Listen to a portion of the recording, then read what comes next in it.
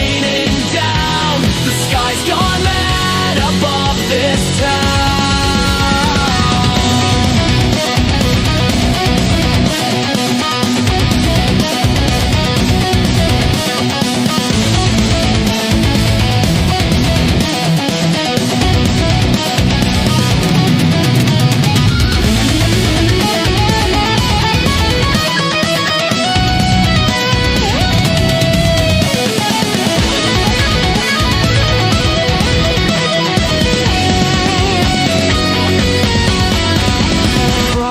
Trench coat hands me a map, says watch your step, don't fall for the trap.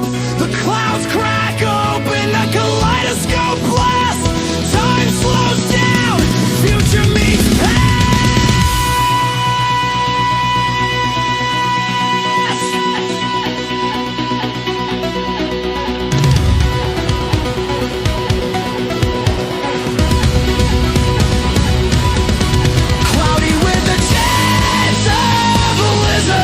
Hold on tight, the storm delivers. Fish and insects raining down. The sky's gone mad above this town.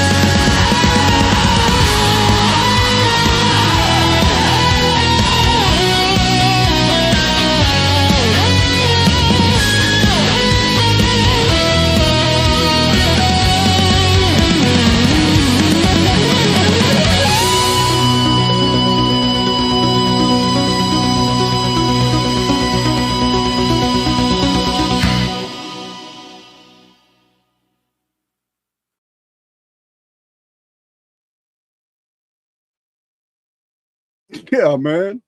It's a good thing it's not cloudy with a whole chance of lizards falling down. David Icke and shit his depends. He'd be out of there. Man, it's going to be a great weekend. It already started great. Started great yesterday. Let's see. Yeah, it's a new intro. We got a lot of new songs, new intros. Working on a real good song right now about what's his name? Dan Richards. He's giving me some great material. Certainly not a chess player. Let's see. Thank you guys for joining me tonight, Friday night. We're going to talk about some deep shit. We're going to talk about reading the field, negotiating with the field, coherence fields, and basically making the field do for you what it needs to do, because that's what it's all about. What it's all about. But you got to remember, Paul Arden, he said it best. You know, if you can't make something happen, it's because you're playing by the rules.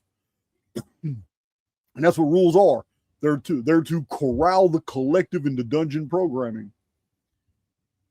And that's the difference between the free thinker and the living dead.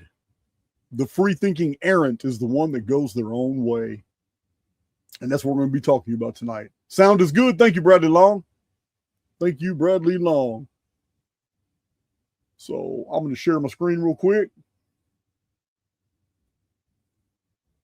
I like to take care of little news clips first. Things that are important to some of us.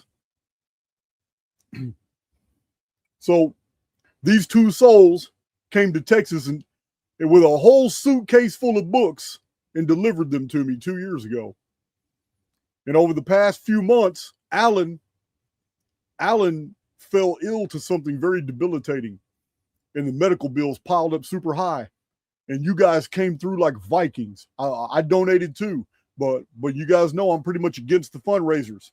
But we did one. It was critical. It was just important, and mainly did it in the underground and in the Cypher community and across the Archaics Facebook, Telegram groups. And yeah, man, they wanted me to personally thank the community. It's been 2 weeks since the fundraiser closed.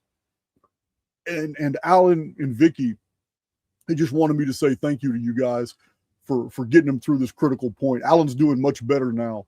But yeah, they're in New Zealand and yeah, I don't want to dwell on it. I don't want to dwell on it, man. But sometimes, you know, things creep up on you like that. It takes community. When you can't affect the field on your own, others got to do it for you. We might talk about that too. But all right, it just happens that way. So now maybe Allie can stop pestering me about hey man, when you gonna do the one tux thank you deal? Let's see. In the UK, it might be kind of late. Allie might be asleep. Lacey, you're supposed to be at work. I don't know what you're doing in the chat.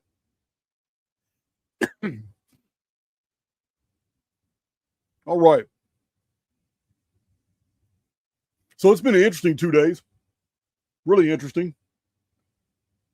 I had to add one to the Archaics Hall of Shame. Show that real quick before we start. He's watching right now. He's trying to figure out how to get out of this hole he dug himself. Really unimpressive. A really unimpressive soul. Not impressed with Dan Richards at all. And I'm pretty sure Graham Hancock right now is kicking himself in the ass for even publicly endorsing this guy. I mean, really, how can you publicly endorse somebody who, in response to a challenge to debate, all I want to do is talk about everything you hold to be true. Why are you talking about having sex with my dead mother? All I want to do is talk about the things that you think Graham Hancock is correct about, because on your own channel, this is what you do. You promote the hell out of these concepts. So I listed all 5 concepts and said, hey man, are there any of these that you would like to remove? Or are you cool with debating all 5 of them? I don't get a professional response. I get trolling, disrespect, get all kinds of shit, man, from this guy here. This is our new star right here. And his biggest mistake, he goes by debunking on YouTube. I didn't know that Professor Dave had already scarred his ass up. I didn't know that there's other channels that have already done a bunch of debunking videos on Mr. Dedunking here. I didn't even know that. I just found out that last night. But his most critical error was introducing himself into a chess game, thinking that he's a player when he's only a pawn. He was nothing but a pawn on the chessboard that I moved in the past couple of days. He's not even the focus. There's a much larger scheme unfolding here. I love long-term planning, but I end up getting these weirdos in my field every once in a while that kind of get in the way, but then it ends up working in my favor. But yeah, that's this guy here. He has joined Jimmy Corsetti and Billy Carson and so many others. Who else did it? Dustin Nemos. Man, I can't remember. I called Wes Huff out for a debate too, but Wes Huff kept it real professional. So did Matt LaCroix. And in this regard, Graham Hancock and Randall Carlson have kept it pretty professional too. But Jimmy Corsetti, Billy Carson, Dustin Nemos, I think James True, Dan Richards, and a few other people, they default straight to my criminal history.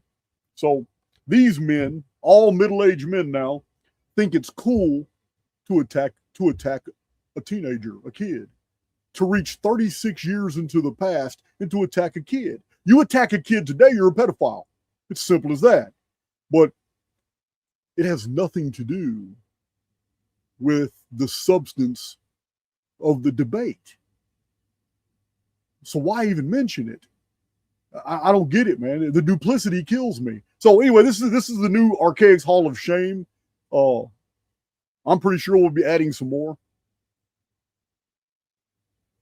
Pretty dumb. I posted his actual screenshots because the first thing he tried to do was gaslight his own community. He lied to his own community saying, Archaics never called me out for debate. So I posted the comments. He comes back, changes his whole story. And then turn around and says a bunch of other shit. Well, I post the comments and say, man, look, man, you can't even get your shit right. You can't get anything right, man. Just tell the truth.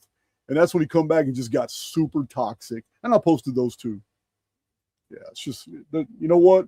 You got no business being in the field. I can't even believe Joe Rogan hosted you. Joe Rogan and Graham Hancock should be ashamed of themselves right now. And people should be bringing this to Graham Hancock's attention. Hey, man, you publicly endorse this dude, man. Look how he's handling people who are asking him about your research. Absolutely. See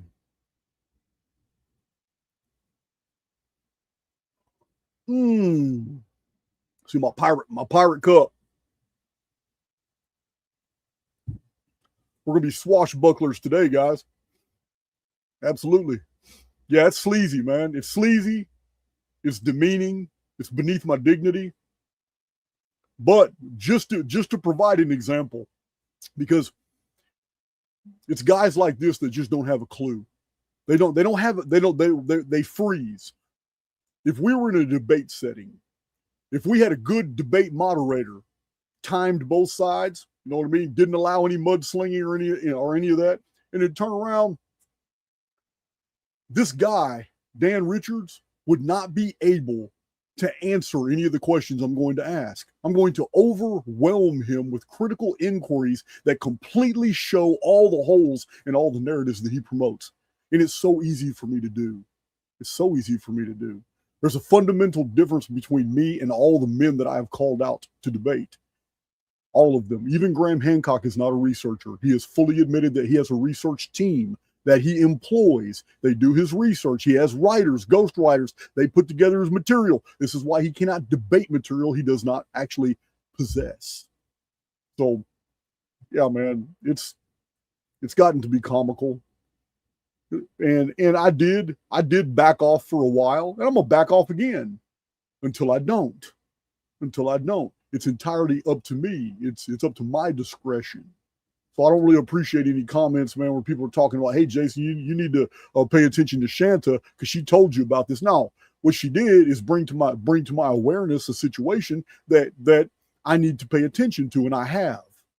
But just because this has come back into my field does not mean that I need to stand down from, dealing with it.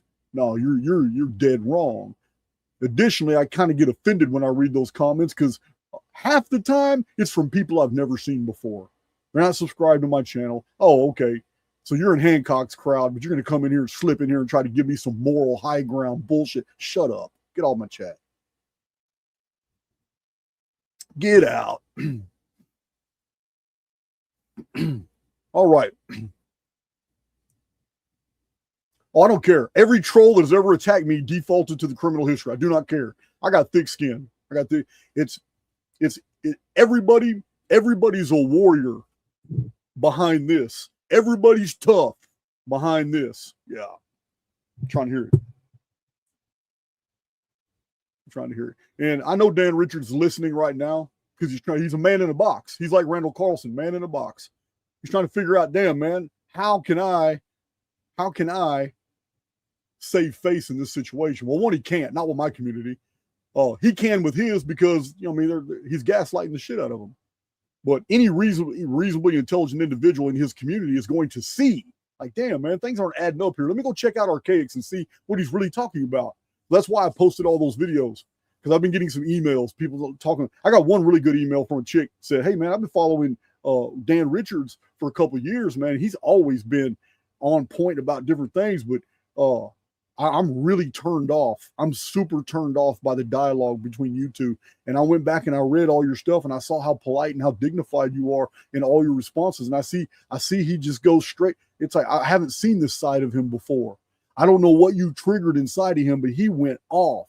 I couldn't tell in the email if she's trying to defend him or if she's just waking up to the fact that her hero is not all she believed him to be. I don't know. Yeah, super toxic. But Graham Hancock should be made aware that this is the kind of guy he associates with. This is the kind of guy that he has publicly endorsed. Graham Hancock literally told his whole community to tune in to Dan Richards, go follow him, subscribe to his channel. And listen, man, you're willing to do a public endorsement of that? Well, you're publicly endorsing a man who defends you by saying he's going to screw your dead mom. Yeah. That's insane. It is a whole nother level of perversity, and did it so easily with a whole bunch of other stuff. I can't even repeat on YouTube.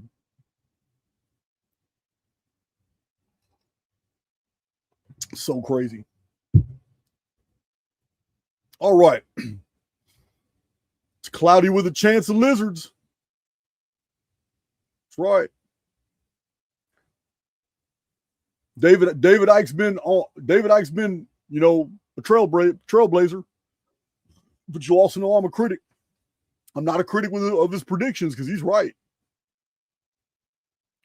I'm a critic because he's in that woo-woo shit real bad. He is really enamored with the Golden Dawn bullshit. And that's really my problem with Graham Hancock. Graham Hancock and others repackaged it as younger Dryas. But what I'm really attacking is the Helena Blavatsky model of history, because that's the one Graham Hancock follows. I'm really against the whole Order of the Golden Dawn histories because they already dated everything 12,000 years in the past. So it's all total BS. And then I've showed you in my own presentations how the Theosophical Society, Helena Blavatsky, and the Order of the Golden Dawn don't have any sources. They made all that shit up. And then with about a century later, a bunch of authors started talking about it, and Graham Hancock rose to prominence among them. He didn't invent it, but he rose to prominence among them and got badass publishing contracts that no one else in the world could match. And that's probably because he came out, the Economist. Yeah, you don't work for the Economist unless you're very, very well connected. At all. Yeah, Blavatsky's total fraud. That's G.G. Young's source. That's Dark Journalist's source. Everything about Blavatsky, all her source materials are invented. They do not exist. There is no scholarship that's ever going to side with Blavatsky and say, oh yeah, this is genuine history. No, it's all metaphysical, mumbo-jumbo, made-up bullshit. But in a century, in the passage of a century, the alt history genre repackaged the older Theosophical Society and Order of the Golden Dawn model, but they repackaged it under Ice Age Younger Dryas for a more sophisticated, a more educated market. It's still the same chronology, and it's all bullshit. And all these men know it's BS, and that's why not one of them will debate. My criminal history has nothing to do at all with these men not wanting to debate. That's just their crutch. That's what they tell other people because they're scared to death of being humiliated by being overwhelmed with information they cannot refute. That's what I bring to the table, and they know this. And I'm very confident about it. Super confident. If it was my criminal history, then there would have been a whole bunch of people these men would have never talked to. Hell yeah. Hell, half your politicians now are all pedophiles, Epsteiners. It's a crazy world we live in. Which is why it's pretty much why the world is now full of morons. It's full of trolls, qualified idiots. It's just people's souls that are disrespectful, complete toxic scumbags. It's because this negativity has saturated the field. Yeah, every time we're heading toward a reset, this is what all systems, it's entropy. It's the moral and ethical fabric of society is going through an entropic period. It is all systems are breaking down. You sense it. We all sense it. Some people have the sensation that time is speeding up. And what it is time isn't speeding up, but it's the phenomena in time that are happening at more rapid pace. And you sense that you're hypersensitive to that. So it feels like time is speeding up to you. But the reason this systemic toxicity, this disrespect is so common now is because it's the energy in the field. It's what we've been saturated with by all this television programming, comic books, media, all the media, and then lately all the influencers and all the alt media and Hollywood movies and productions. It's all saturated the field with total BS. So this is how people act now, and they feel that it is normal until they're called out on it. It's just going to get worse. So it's not going to get better. It's definitely not going to get better. That's another reason why in Archaics we promote the resets. We know these resets are a way for the world to it's the way for the world to reboot. It's actually a defense mechanism of the world because humans are basically pieces of shit. This is it's a fact of history. So we're going to move on from the Hall of Shame.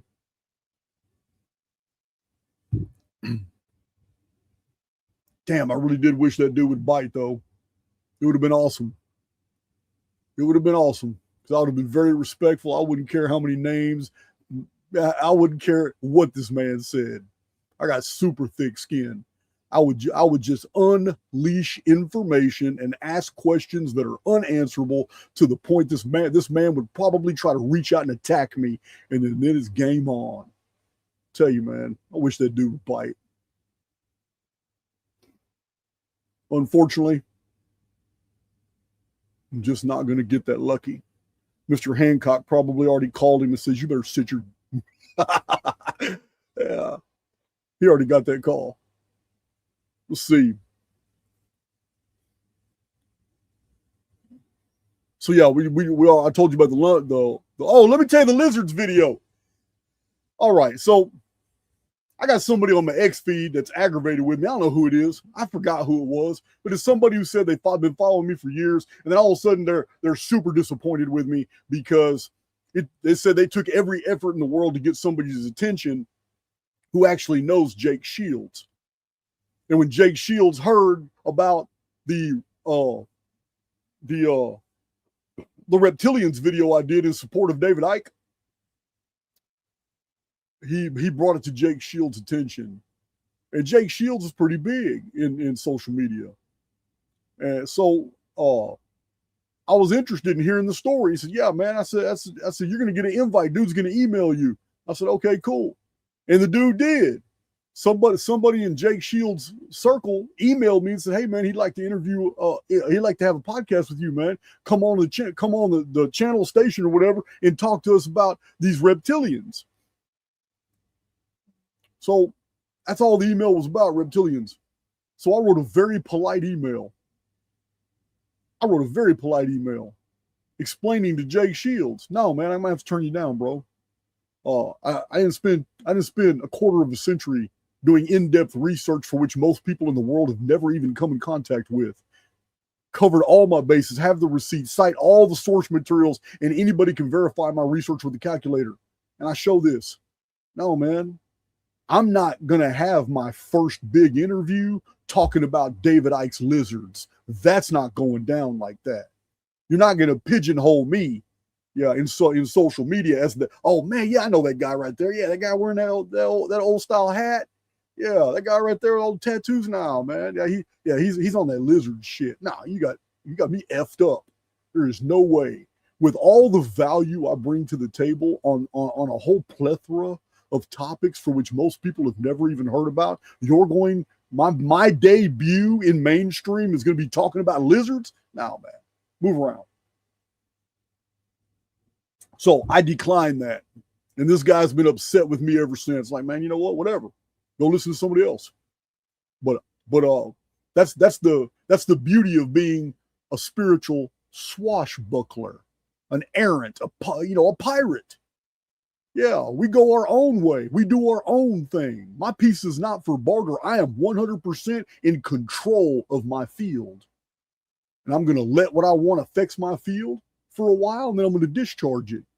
But yeah, I'm not going to allow the Archaics research to be impugned by bringing to public attention the lizard reptilian phenomenon when it's not even a part of the Archaics research. Has really nothing to do. As a matter of fact, I don't mention them in any of my published books at all, or my unpublished books. So no, not going to happen. It almost sounds like a trap. And for some of you that think like I do, I'm criminal minded. I'm going to look at everything from multiple different vantage points. I'm going to see what the effect of any situation I'm in. I'm going to look and I'm going to project myself into the future of that phenomenon, of that situation, and I'm going to see, okay, well, what's it going to lead to? What's the who, why, who, what, when, why, and where of me if I was in that situation? And if I was in that situation, who would gain the most advantage?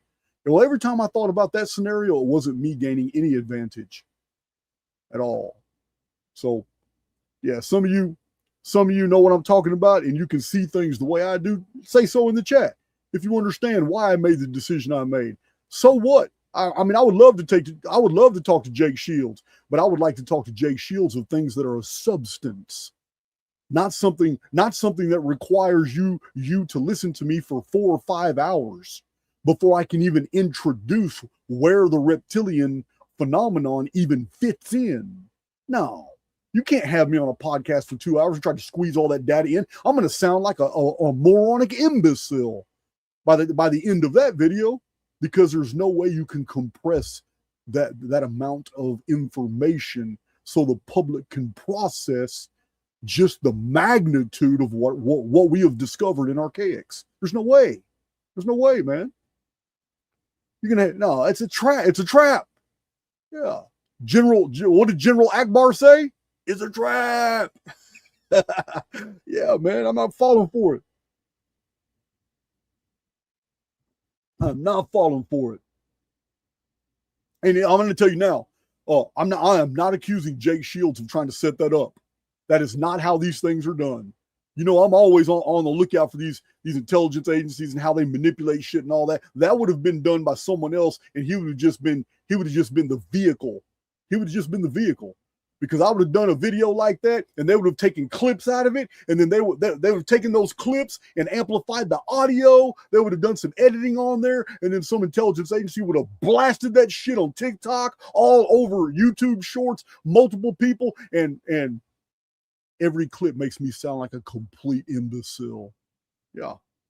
Talking about David Icke's lizards. Nope. You can miss me with that shit.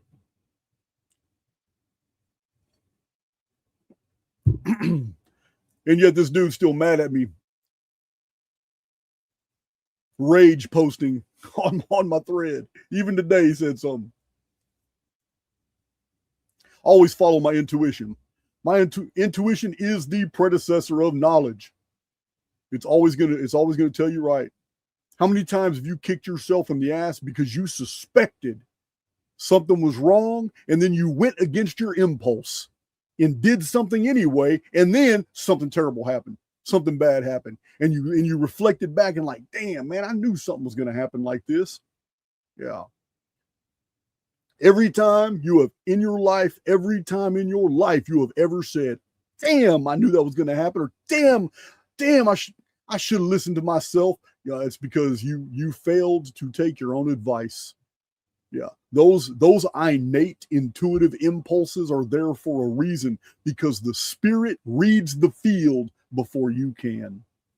Intuition is always the predecessor of knowledge.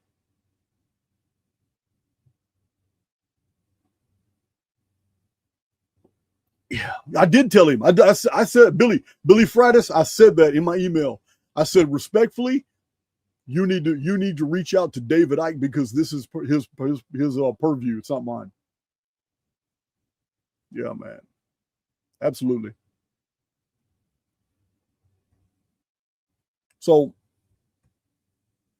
we're going to play that badass pirate song at the end of this video. I already got it loaded. I already got it ready. Absolutely. We fall in love with the degenerates of history. They're only degenerates from the collective standpoint. We fall in love with the Robin Hoods. We fall in love with the Zorros. These are swashbucklers. We fall in love with the Three Musketeers, and in some cases, the Three Amigos. Stupid ass movie. That's what we fall in love with. As souls in the construct, we see other souls they're against the man. They're for the people. They're doing their things. They're like Peter Pan. They just fly around doing without a whim. That's what a swashbuckler was. Look at the thumbnail to this video. Let me show you the true. I gotta find, here it is right here. Let me show you the true facial expression of the errant. The swashbuckler in the construct. That's what we're talking about today. I'm going to show it right now. This is the thumbnail to the video. Look at this girl's face, and I'm going to explain what you're seeing. Here's the thumbnail for today's video. Swashbuckling this simulated sea. Look at her face. Her ship's getting shot at. They're in the middle of a fight. She's standing in the middle of the deck, high winds. Because they're fighting, they can't even control the rat lines, the sails. They can't pull the sheets. They can't do anything. They got weapons out. They're getting fired on. The sea's making them go up and down. The wind's blowing. And you know what? There's never a time in your life that you feel most alive when you're skirting danger. I know. I was raised on maximum security. I know exactly the euphoria you feel when you are battling people in the paint, because that's what we did. It's called Friday night fights. It's a real thing in prison. That's what she's going through right now. She's the swashbuckler. She's not a part of the living dead. She's not a part of the collective. She's doing something completely different. She's going her own way. A privateer on the high seas, not attached to any naval, not attached to any culture, creed, or government oppression, not attached to any of that. Just absolutely free. And because of it, the rest of the world calls her a swashbuckler, a privateer, a pirate. But look at that face. That's the face of an errant. That's someone who's going through it, but knows that, shoot, the meaning of life is living. And if you're just going to go through life observing everybody else, you're among the living dead. That's it. Yeah. You know what's probably embroidered on her little whatever they got? What's it called? Bruce Brazier. She's probably got embroidered in French right across her bra. Break free or die trying. Yeah, man. That is an errantess. That's just one kind. They come in all kinds of shapes and sizes. But you get my meaning. You understand what I'm talking about here. This is someone who is following the dictum of Paul Arden. If you cannot solve a problem, it's because you're playing by the rules. So you investigate the rules and you find out, oh, the rules were implemented by those who don't follow them themselves. Yeah. This is always the case. The law is always implemented against the living dead. But there's always loopholes for the free, for those who go their own way. Every system is this way. So it's what we're really talking about here. It's the projection of identity. You remember I've told you in the past, like in the Christian mysteries, one of the promises in the Christian mysteries is that I will give, to he who overcometh, I will give him a white stone. And in that stone, a new name. And that new name is a garment, a white garment that they will wear. And all this is code for a new avatar. And the new avatar is going to have a new identity. That's what name is. Your name is your identity. It's who you are. While you're in the construct right now, like me, I'm Jason of Archaics.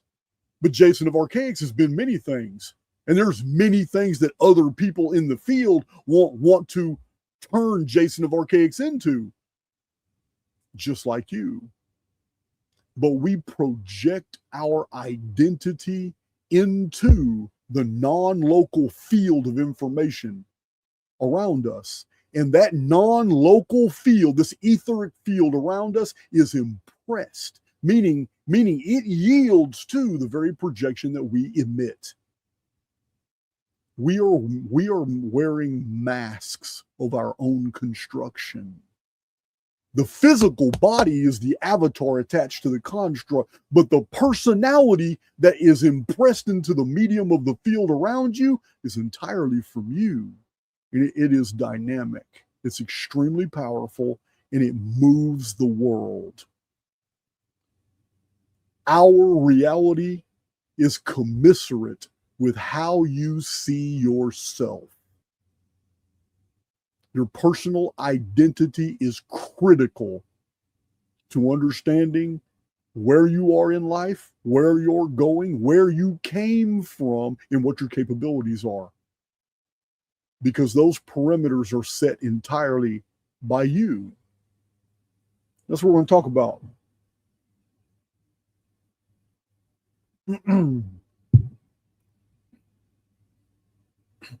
So I have to provide myself as an example. I know that I am an immortal being trapped within the physical confines of an avatar that is made up of the same materials as the construct. And it's this interaction that allows me to move through the field and do these things and experience these things. So I know that the personality that I project, what is projected is almost instantly reflected back as experiences. I project that I am educated. I project that I am wise. I project that I am confident. I project that I don't have to memorize anything. I tell you guys all the time, I don't memorize anything. Some of y'all are absolutely amazed about all the hundreds of dates in sequential order that I can just name off and tell you what happened. Go forward and backward in time doing this all day long, even 9-hour videos like I've done without a single script, just freestyling. All my van vlogs, historical dissertations, a lot of them just showing the whole mathematical patterns throughout history while I'm driving my van. But I used to tell you all the time, do not think that is remarkable. The avatar, the personality that I have chosen to project is one that automatically knows that information is in the field and that I am able to draw from myself more than I contain, which means it must come from somewhere else. And if everything is exterior to me is merely an extension of source, then there is no limitations on how much I can draw to me for any circumstance. This is another reason why I fear no debate. I don't need notes, books. I don't have to prepare for a debate. You don't even have to tell me what we're going to debate on. I don't need to know anything. All I need to do is show up, as I've told you guys many times and demonstrated right on my channel when we just change topics and discourses in Q&As. I don't need to memorize anything. All I need is to be able to draw from the field the information that is already there. It's already embanked in the field.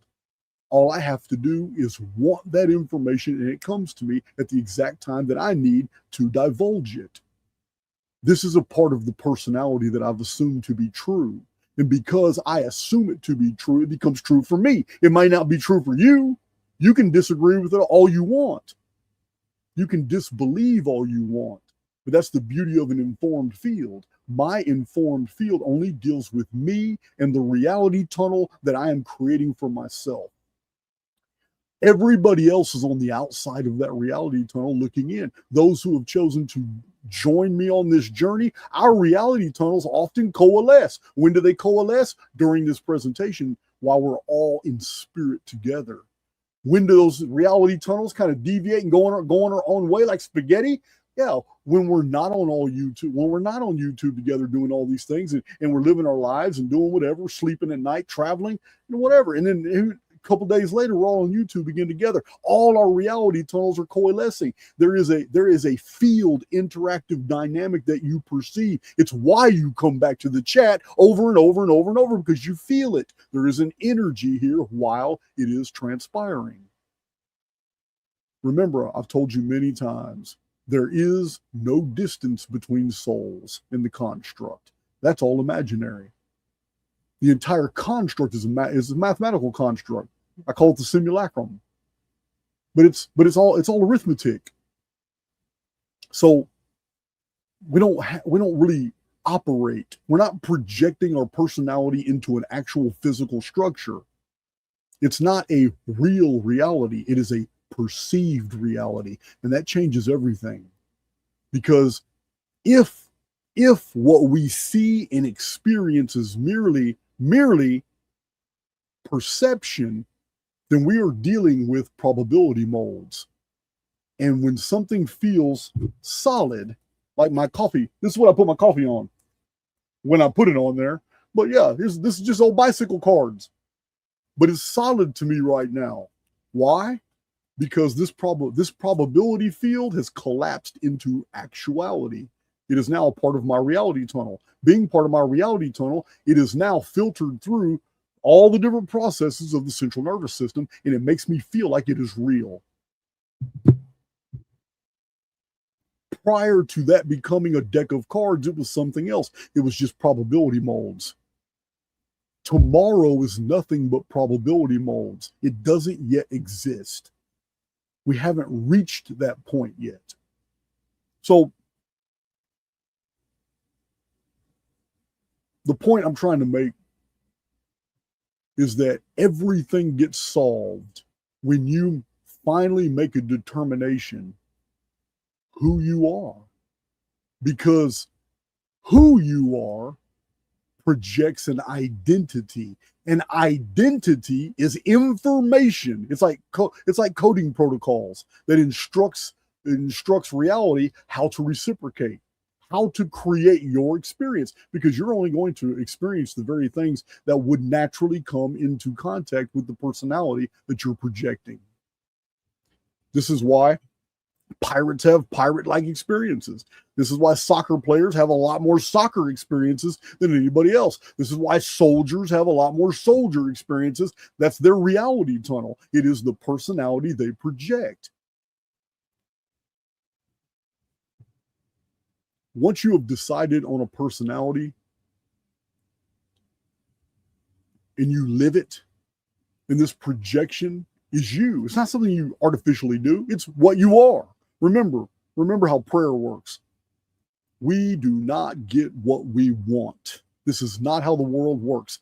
If prayer worked, cancer would have been cured a long time ago, because the concept of prayer is the idea that one person can pray to God, the oversoul, and God might, accomplish some type of end. And the concept behind that is that, well, 2 or 3 gathered in his name, well, he'll do anything. Well, if 2 billion people have been praying for a cure for cancer for the past 30 years and it hasn't happened, then there's only 2 explanations. Either there is no God or that God does not care. Third explanation, I'm sorry. Either there is no God or that God does not care. Or 2, somebody effed up your minds about how prayer really works. Because true prayer is genius. It has nothing to do with requesting anything. Only a slave asks for something. No. True prayer, you do not get what you want. You get what you are. And that changes everything. Who am I? I'm Jason of Archaics. I have a fantastic ability at instant recall because I claim it. I'm Jason of Archaics. I'm generous. I'm altruistic. And I give my community everything. I give them my time, often at my own financial expense, my creativity, my spirituality. I put it all together. I also take a lot of bullets from my community because I put myself out there all the time because I've got zero tolerance for bullshit. I project this personality into the field, and the field reciprocates. I have a very fiercely loyal community in my cipher group, in my underground platform, the errant universe, and right here on YouTube, and a whole bunch of other groups all throughout on different platforms that I'm not really a part of, but they're all Archaics groups. They're all support groups. So the personality that you project is the one that builds your world. You need to process that. The personality that you project, not who you believe yourself to be. A lot of people, like we had that Harry Dresden guy, the real weird dude that went and tried to break in on the, you guys saw that video? The dude said he was Harry Dresden. He tried to break in his neighbor's house. Look, he looked really weird too.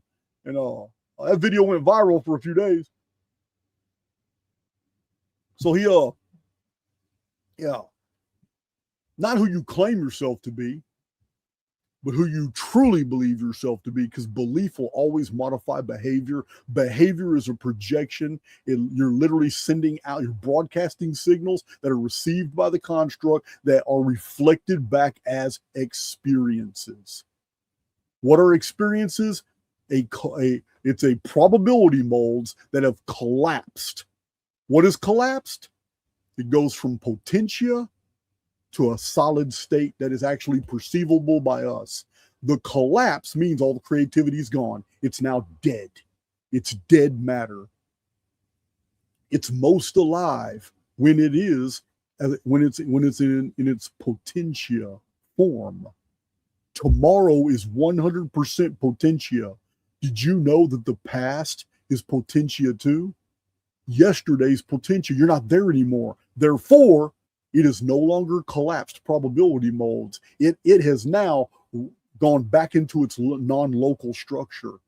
Yesterday's gone. It's back in a non-local structure. So you are trapped at the intersect between two probability ratios. One in front of you and one of them behind you. And the beauty about non-local phenomena is when you change any one factor in one, it changes the other as well. Process what I'm explaining here. I'm literally telling you by the force of personality, you can borrow from a future version of yourself to empower you if you're weak now in the present, or you could borrow from a stronger version of you in the past. But whatever you do in either probability mode, future or past, it will affect the other. And you are trapped at the intersect between them. So the energy must flow through you first before it goes from one to the other or from back and forth. Imagination is absolutely non-local. It's how you tap into the field. Imagination is truly spiritual. There's nothing about the brain, the processes of the brain, the hormones of the brain, none of that. Your brain is a hormone factory. It doesn't even store information. It is a broadcaster and a resonator and a receiver. It's also a hormone factory. So when you do feel emotions, which are spiritual, your brain produces the necessary cortisols and hormones and everything it needs, and dopamines that are commensurate with that emotion. Everything we've been told about the brain is total BS. Actually, we could get the Greek on to talk about that. He knows so much about the heart and the circulatory system and all that. He might be able to give us some real value on the central nervous system and the brain construct interface. I might have to ask him about that. Let's see. Sorry, those ads aren't mine. I don't put ads in my video. That's YouTube doing that.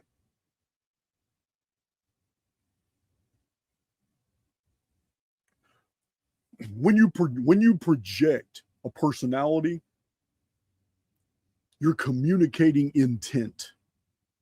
If you project the personality of, let's say, if you project the personality of an architect, and you know with full confidence that you have creative ability to not only amplify the aesthetics of buildings, but also increase their structural integrity at the same time, and hide that with your aesthetic additions. Aesthetics is beauty, the appreciation of beauty. So you're an architect who looks at modern buildings like they're trash, and the personality that you project is one who's going to fix this, so that buildings 100 years from now are not only going to look beautiful, but they're going to be structurally stronger as well. But you're not going to be able to tell because you found so many unique ways to aesthetically cover up all this additions to the structural supports. If this is the personality that you project, the field itself is going to reflect that back as collapsing the necessary probability molds around you to make that happen. What do I mean? It's going to collapse something into existence over here, which is going to be an architectural a contract. It's going to collapse a probability mold over here, which is a city council dictating that, you know what, we're going to set aside $55 billion or $1 million over here because we have a few building projects we need renovations on and stuff like that, and we're going to open up bidding. We're going to see what people's bids are. Probability mold. Another probability mold is some I don't know, somebody who just comes into your life and compliments you in such a way that you realize, damn, I can get 5 times more work done a day if I just hired this woman right here. Because she knows the lingo, she knows architecture somewhat, but she knows all the city codes. She knows everybody at code compliance. Code compliance. She knows everybody in City Hall. I say, she and I get along just great. She's single, I'm single. I might just go ahead and just hire her right now, because I know if she takes over all this stuff that I've been doing, I'll be 5 times more productive. If you project a certain personality, the construct is always going to put into your life these little collapses. You don't recognize them as collapses, but a collapse is anything that appears in your physical reality that's no longer a byproduct of imagination. The entire future exists as imagination. You can imagine every single thing. It's non-local. But once you've imagined something to the point that it appears in your life, it is collapsed from potentia, which is pure energy, pure energy strengthened by imagination, into collapsing into from the probability mold into the field. The field is the world of experience that you're flowing through by virtue of the central nervous system, which processes sight, hearing, taste, smell, touch, and sound, whatever the 5 senses are. These are filters.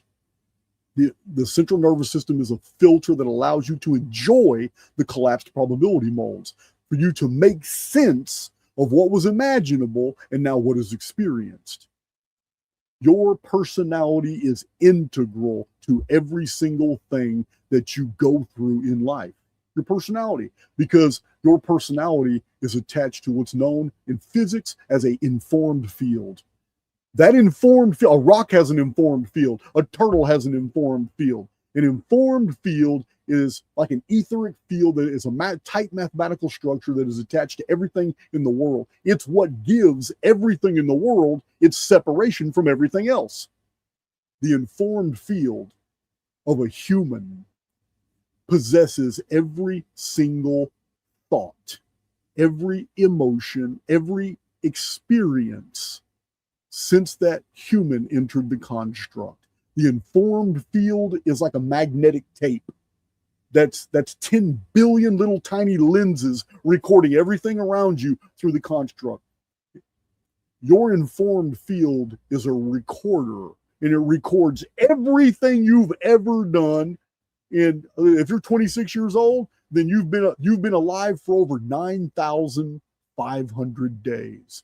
So if you're a 26-year-old, for 9,500 and something days, you are attached to a field that retains every single thing you've ever come in contact with before. In every conversation has been recorded that was around you, every sound from every supermarket, everything you've overheard, anything you've seen from a distance.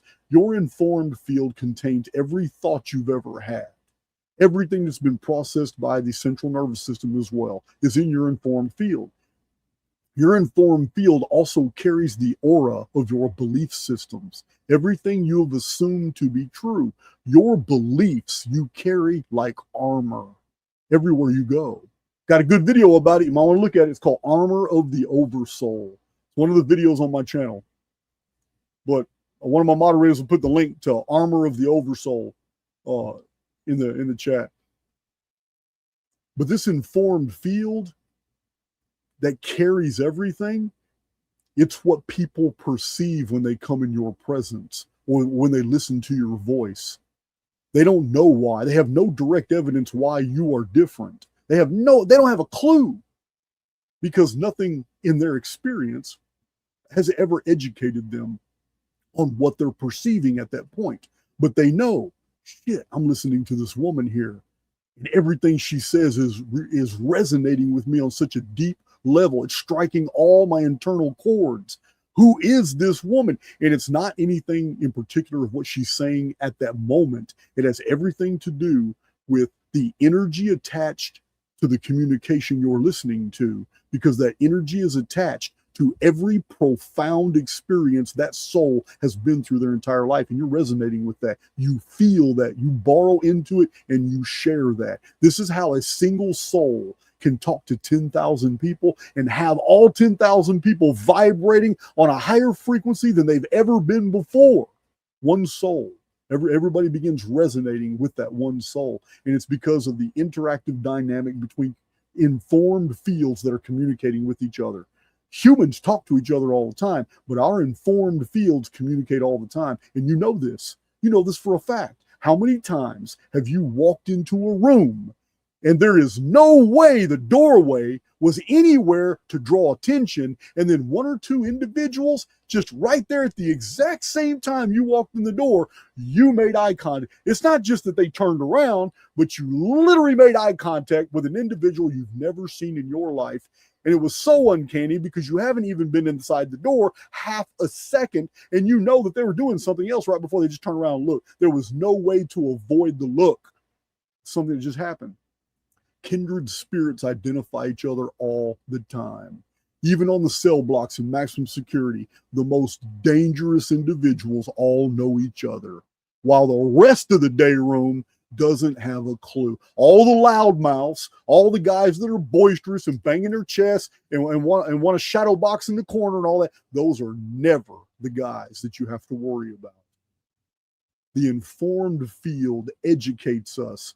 So it's very important to always listen to your intuition. Your intuition is that silent voice that tells you, I need to talk to that individual because that individual has information that's going to help me. I need to stay away from that individual right there. There is something awful and terrible in that person's demeanor, and it's really making me vibrate on a weird frequency.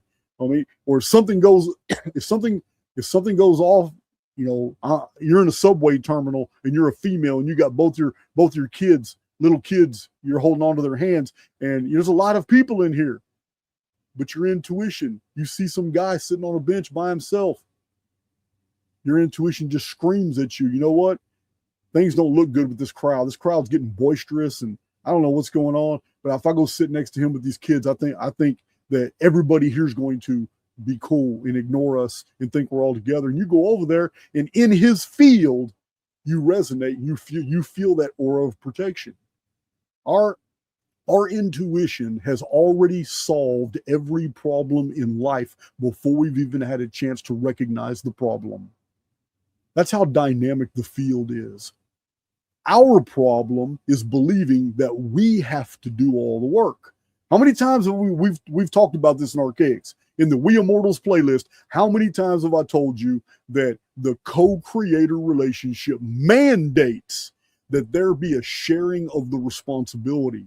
If you think you're the one that has to do everything, then the construct is always going to reflect back as experiences, situations that always put you into basically, one step forward, two steps back situations, to where the finish line is just you become one with the dichotomy paradox.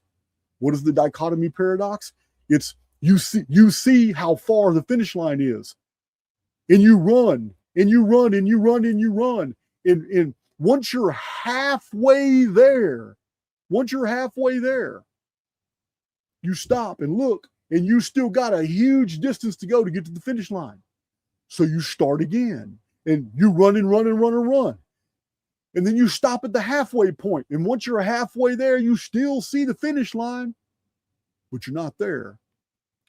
So you catch your breath and you run some more.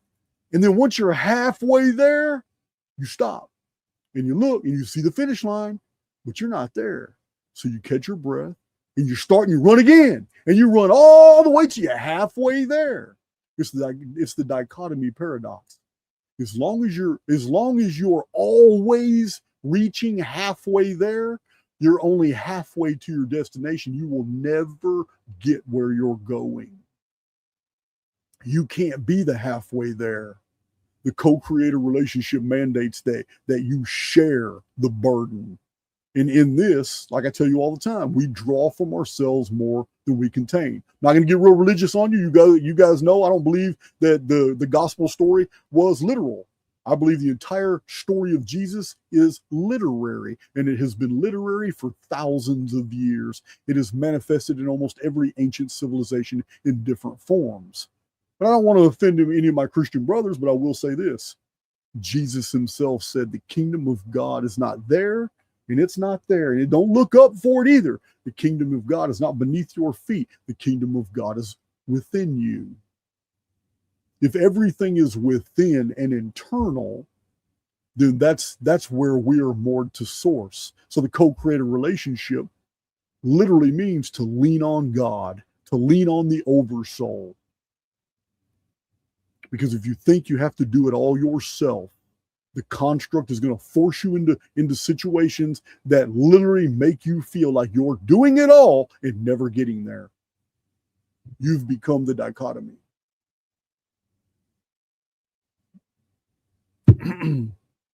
Somebody said, I wish I could tell Jason that he actually spouts Buddhism. Well, let me tell you something, Mr. Parables are strictly Buddhist. This is how the Buddhists taught. They taught in parables. So to find that Jesus's most spiritual teachings are all in the form of parables, which are constructs. Break down what a parable is. Jesus, the way, the truth, and the life, literally had to lie to you to convey to you the truth. I know there's people that want me to burn in hell for saying that, but it's absolutely true, because a parable is not true. The stories of the parables are not true. They are literal. It's a lie that embodies a spiritual truth. It is a lie in the materium, but it conveys a spiritual truth. Every single one of Jesus's parables taught a divine lesson, but the actual elements of the parable itself, from a materialist standpoint, was a total lie. These stories never happened. So yes, the Buddhist teachings are genius. Absolutely. Absolutely.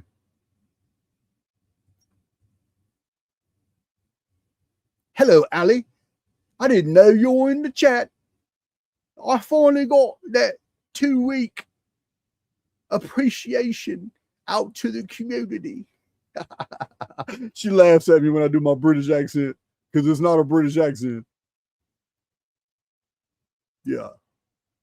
Southern East Texas, Central East Texas boys, we can't do English accents at all. Oh, I heard a girl today. I was all in her business. She's an errant. I'm not gonna give her up. She's an errant, but she's put some videos on YouTube a couple years ago, and she comments a lot on my X page. So I just got curious. I had some time to kill, so I just clicked onto her and went to one of her YouTube videos, and I heard the sexiest Louisiana Cajun country voice. I'm like, oh man, it's so good. She's so far away from me. Yeah, man.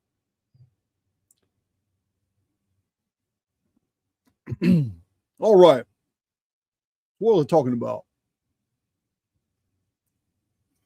Yeah, so your personality, the very personality that you project is extremely important, because if you're projecting a personality, then it's going to modify your behavior. Behavior is a signal sent out by the avatar, because your avatar is going to do whatever it is, however you're behaving. And that's what the construct reads. Remember, it does not read your mind. It reads what you do. So if you're moving your avatar in a certain direction, it can extrapolate trillions of times faster than you can. It's already extrapolating the trajectory of your race, what you're doing, everything you've ever written down, everything you've ever said. You said things in frustration. You said things to other people. It already generally has an idea of where you're going in life, but your life has been chaotic for years, sometimes months. Maybe it's just been chaotic for the last few weeks, but it's been chaotic because there has been a severance in your behavior. and the construct is trying to figure out. The construct lost the bearings. You're now on a pirate ship and you're not going anywhere. You're just dry sailing. Well, that's kind of a bad analogy, but you're just sailing in the middle of nowhere. The problem is,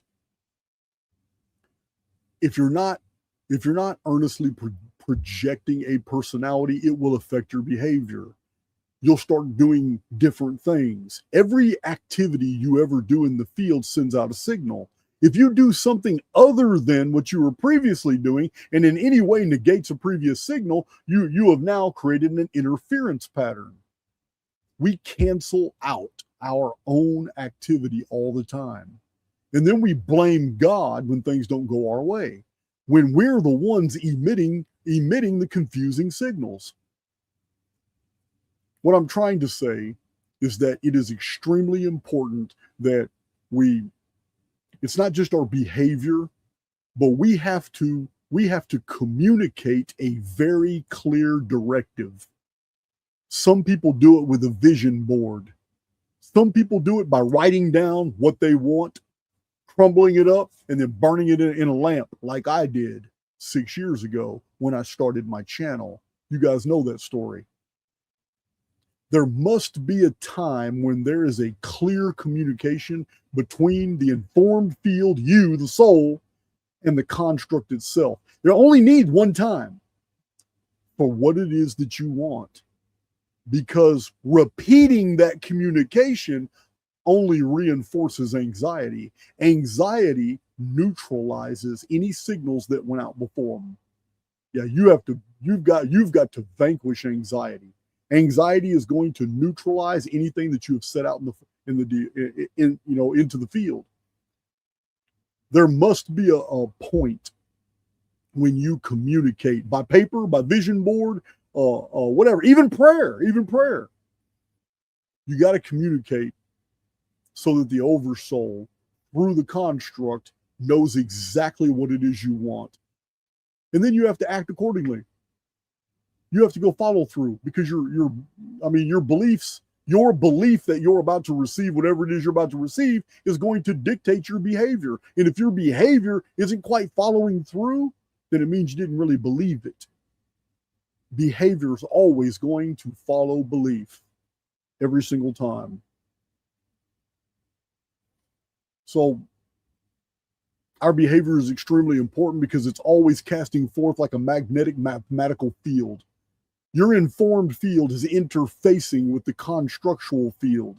In that interface, there's an exchange of information every single day, every single moment of your existence. It's exchanging information. There's amplitude increasing with your behavior.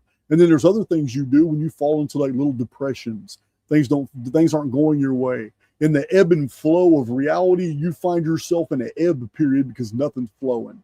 You're in an ebb period and you kind of get a little down. It affects your behavior. What happens when you start acting other than the individual who's about to receive what it is they put in the deal? You start behaving differently. Now all of a sudden the construct starts pushing away. It's not denying what you want, but you don't get what you want. You get what you are. So if you're in one of those ebb periods, the construct's going to keep it away from you. You go through this all the time. We do it to ourselves all the time. And then we blame God every time. Oh, Bradley Long, thank you, sir.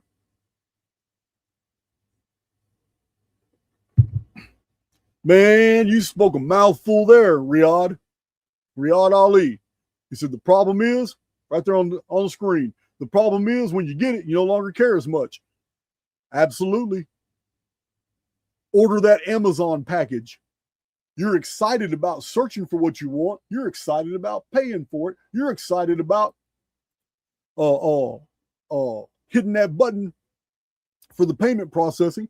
And you're excited about that email from Amazon that says the package is on the way. You're excited about opening that package. And then once you got what you got, within an hour, you're doing something else. You've already put that on the shelf or whatever. The excitement is gone. Why? Friedrich Nietzsche, over 120 years ago, said it best. When a matter becomes clear, it ceases to concern us. Yep. It's a psychological phenomenon. And it's something that we can incorporate into this lesson, because it shows that in the materium, all the energy is in not possessing something that you want. Imagination is pure energy. What you want is also energy. It's on a different frequency. And you've got to by through behavior claim things that are energetic to the point they collapse from their probability molds from the potentia into the materium as experience. Once you have them, though, they lose their power over you. Why? Because things affect us negatively, not positively. The positivity is in the want. The positivity is in the imagination, because you don't have it yet, or you're waiting on it to come. Your imagination, you're excited about it being on the way. You get on the internet and you look at that Amazon map and you're like, damn it, man, why are there so many damn houses in that neighborhood? And you see the Amazon truck moving through the neighborhood. Say, why all you order packages the same day I did? And you just wait for that damn, you know me, I'm a rant. You see it moving. Amazon trucks moving across that screen slowly to get to you. But things affect us positively. There is a power the energy has over us when we do not possess that which we want. But once we possess it, it's neutralized. When a matter becomes clear, it ceases to concern us. He was talking about matters of the mind, but it also applies to matters of the materium as well. Good one, Ali. Thank you, man. Excuse me. Catch up with my chat. I know my chat's way down here. Yes, money is currency. Absolutely. It is absolutely currency.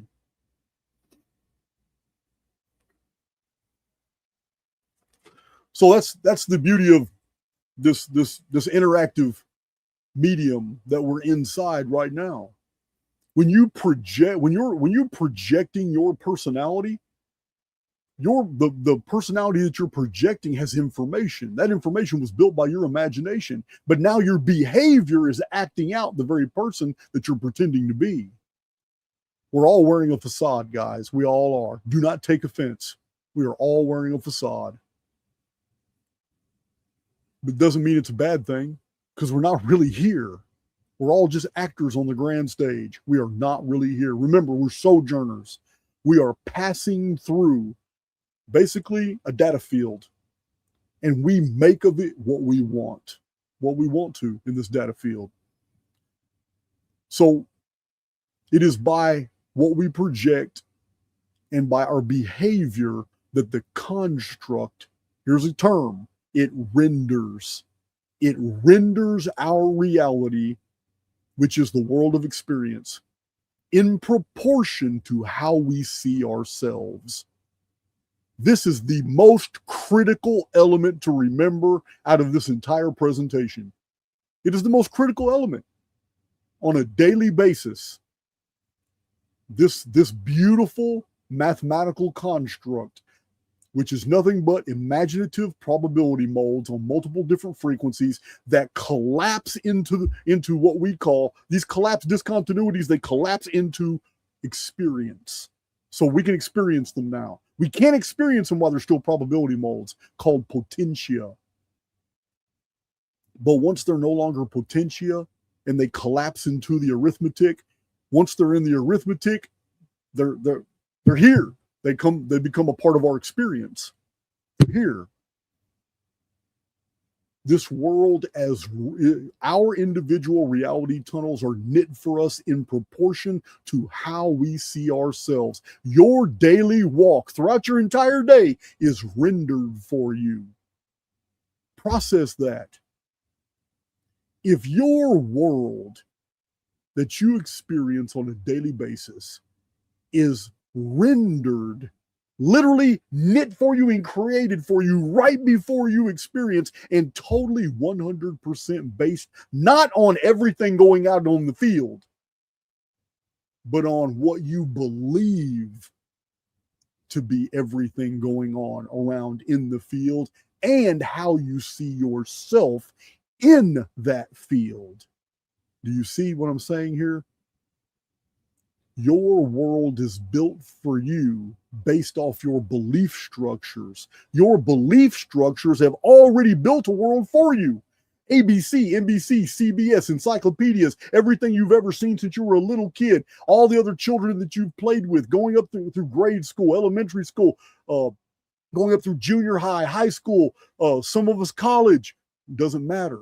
Everything you've ever accepted to be true becomes a part of your model. It becomes a part of your programming. Your programming is broadcast through your behavior. Your behavior is a direct result of how you see yourself. The construct only builds the house for the inhabitant. That's all it's doing. It's all it's doing. So if you have contaminating, toxifying information in your informed field, and we all do, then it's not the construct's fault. It's merely reflecting back as experiences the very things you're projecting into the field. And you're projecting into the field that you're in a soul trap, that you're in an evil, no good, reptilian ruled world, that any day now Ancient Aliens franchise is going to blow up because a UFO is going to fall out the sky, and ET is going to show up and point up at the sky, and a bunch of his homeboys are going to come over here. You live in a world where Atlantis was 9,600 BC, even though there's 8,000 years of no history anywhere in the entire world bridging that distance of time. When you live in a falsified version of reality, your reality tunnel becomes disjointed and falsified, and the construct will reflect back as experiences that become more and more disingenuous, that become more and more basically unmoored from the reality tunnels of those around you. It will begin rendering into your experience others who vibrate on the same frequency. And now you're surrounded by a whole bunch of people who all believe Atlantis was 9,600 BC, and that ancient aliens built all the ancient megalithic structures all over the world, and that in 10,500 BC, Taco Bell was built because the vernal equinox was facing east. Taco Bell was facing east at the vernal equinox, which makes it 10,500 BC. So you wake up one morning and you find out, damn, I'm in a cult.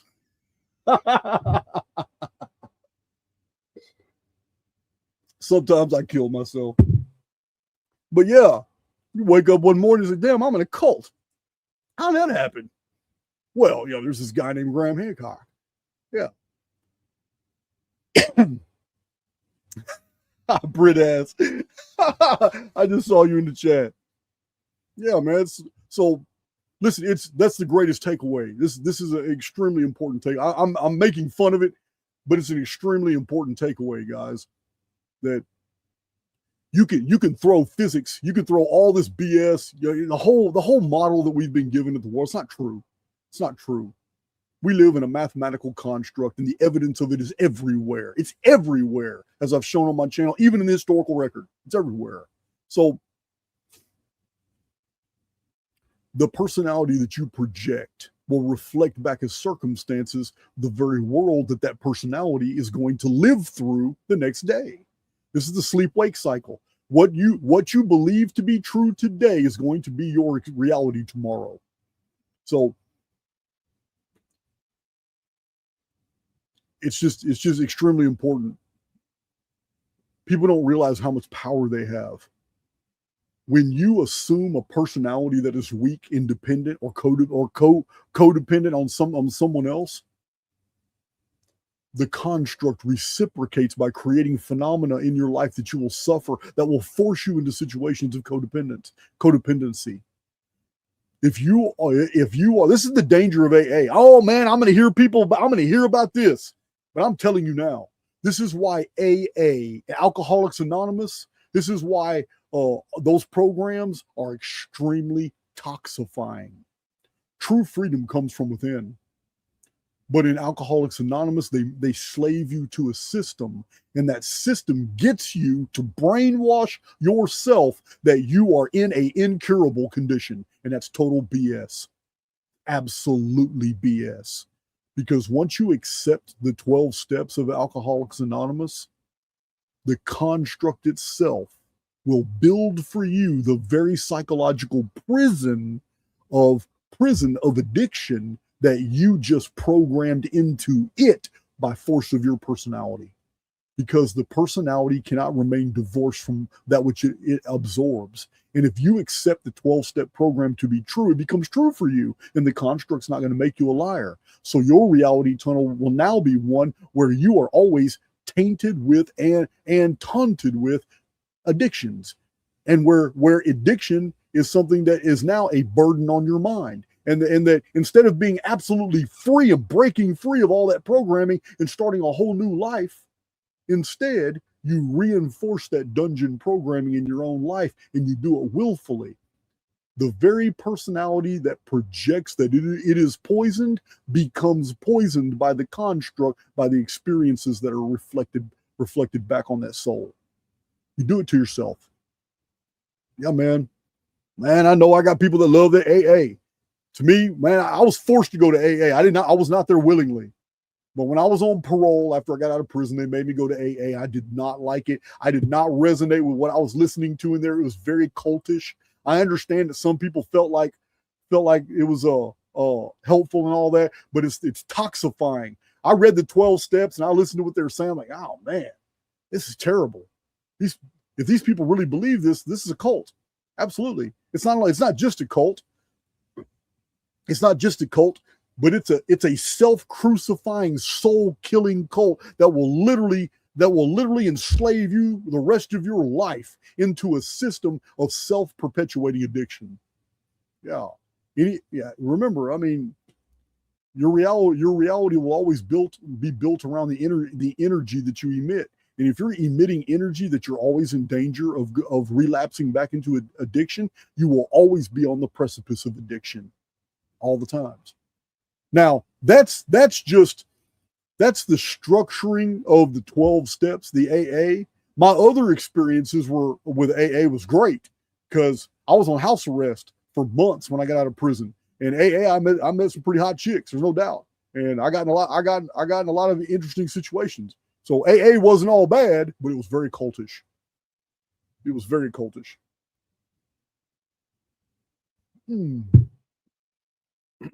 So,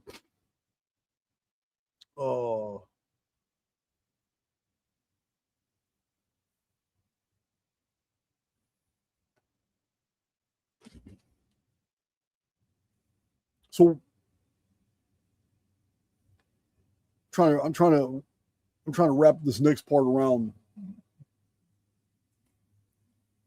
projecting the personality into the construct. So we've already covered that, and how imagination is non-local, and imagination operates outside the field. That's the beauty of it. Imagination, intuition, empathy, humor, these are spiritual. 100% spiritual. They have nothing to do with the avatar. They have nothing to do with the central nervous system. They have nothing to do with the functions of the brain. Nothing. They're completely independent of the materium. What does that tell you? They're a part of you. You're the one with humor. You're the one that intuits things. You're the one imagining things. You're the one that feels empathy for another soul when they go through something, or an animal that's hurt. So what are these qualities? They're not a part of the avatar. They're not a part of the materium. Imagination, empathy, humor, and intuition are spiritual qualities attached to the immortal within. They're you. In being you, they have a very special quality, independent of you. That quality is being non-local, meaning there is no past, no present, and no future when we are considering imagination, intuition, empathy, and humor. These 4 spiritual qualities are transdimensional.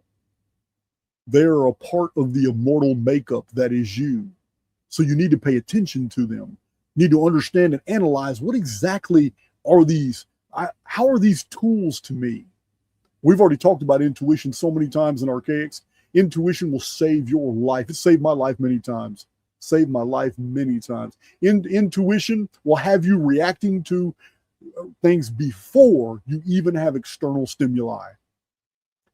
Intuition, like I tell you all the time, is the predecessor of knowledge. Intuition is fantastic. Intuition is going to basically allow you to read the field around you, anticipating things that have not yet happened. Your intuition will also have you in discourse with other souls without there any verbal communication. Kindred souls identify each other in public all the time. You just haven't been reading the signs. But there have been times when you've come across total strangers in public and you were absolutely comforted by their presence and you don't know why. There have been other times where you have come across souls in public and they gave no outward clue whatsoever that this individual was either dangerous or toxic or whatever, but there is something that struck your inner chords with horror or revulsion, and you got away from that individual. Happens to you all the time. It happens to everybody every week. That's intuition. Your informed field is reading the field of others all the time. This is why dogs know who to bite. This is why animals know who to trust. They perceive the informed field way better than we do. Way better. It is the real you. Absolutely. It's the real you. So when you're projecting your personality, this is when you make the attachments to it. Like I've always had this weird, it's not weird to me. It's not weird to me, but it's weird to other people. But I've always had this attitude, even in prison, even walking through the halls of maximum security. I used to say it all the time, man. You know what, man? I am more than I suppose myself to be. And I am bigger than anything that can happen to me. I've always had these little axioms. I don't know where I got them, but I've always had these. And I'm like, you know what? All these people worried about like the flu and getting sick and all that shit. I'm not going down there getting them shots. I never volunteered for the flu shots in prison. I'm not going down there, man. I'm going to let my body deal with that. Other people getting sick and doing all this. I get out of prison, man, and I see on the streets, people are sick all the time. Like, no, man. So I had this attitude for like the first 6 years I was out of prison. And I kind of messed myself off. I'm going to get back to being right again. But I kind of messed myself off. But my original attitude, the whole time I was in the oil and gas industry, the whole time I built my company, Woodlands Residential Pressure Wash, then my parole took it away because I was making too much money. And then I built another company called Paradise Rock Gardens. And then parole didn't really have a problem with that. I got 2 other guys together and we went around, we built all kinds of shit everywhere. And then I discharged my entire sentence. And I wasn't on parole no more. I got my voting rights restored in Texas. I even went down there and voted for Trump before I realized he was one of those pedophile Epsteiners. I didn't even know. I didn't know. I just know that I wasn't a Democrat. That was in 2019. Wouldn't have done it if hindsight's 2020.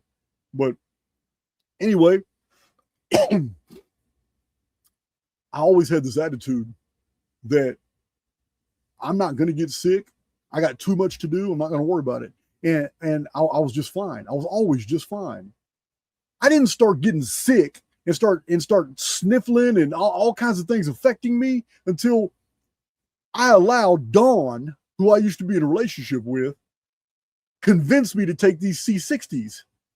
And she got me on this pill called C60 and she hyped it up and told me it was this, told me it was that. You know what? I should have read it. I should have looked at it. because there's whole videos on all the toxifying elements that are in there, because it's a company that's literally charging you for health supplements.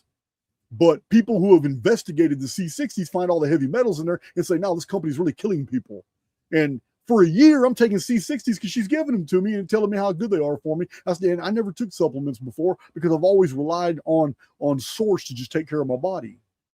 So, yeah, man, look up C60s. Look at the videos they're talking about. What's all in those C60s now? Yeah, they're not good for you, man. And I believe they F me off.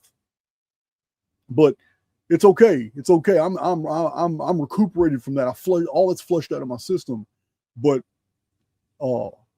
looking into medicines and looking into all these things that I never had an interest in before introduced new variables into my informed field. So now in the back of my mind, I'm worrying, am I getting enough vitamin K? You know what I mean? Do I really want to eat those vegetables under that deal now that I know what they're spraying in those chemicals down there? And then I go through the produce section. I look at all the produce, and man, how come every time I go to the grocery store, I used to walk out of the grocery store with $400 or $500 worth of shit. Now when I walk out of the grocery store, I only spend $50. There's nothing I want to buy. Why did I allow people to educate me on what all these ingredients and all these labels are? Because now I can't buy anything. There's nothing in the grocery stores I can buy. Yeah, I go to the truck stop. They literally have 16 sections of freezer with all the drinks. Yeah, and now that I've gone through all the labels, I'm like, wow, man, high fructose corn syrup. Who would have known all of this is slowly poisoning everybody? Who would have known? Who would have thought? And now look at all these artificial flavors and what they really are, all colors and what they really do to the human body. I'm like, man, I should drink all these things. I never had a problem, ever had a problem. But now that you introduce that into my field, I can't ignore it. That's the danger. That's the danger of preparing for a negative. When you prepare for a negative, you borrow into it. So now I literally can't. I do not find shopping enjoyable anymore for food. I have my go-tos now. My diet is very restricted now, and it's because I've read all the labels. Yeah, it's so insane. And I can't even go through the produce section anymore. I literally have to have help with people helping me go through the stuff because all the labels are so deceitful. It may say organics, but it's still GMO. It's still a fake lemon. Yeah, these apples, they got all the labels to make you think they're real actual apples and all that. But how does apples grow off a tree and there's no seeds in them? I don't get it. So anyway, this is the world we live in now. Everything is artificial. I can't even eat meat at Chili's anymore. You guys know I used to love to go to Chili's, and then they built a Chili's in my hometown. Now we have a new Chili's here. But I got steak, which I always get. Ribeyes and sirloins. I switch it up. But they have no taste.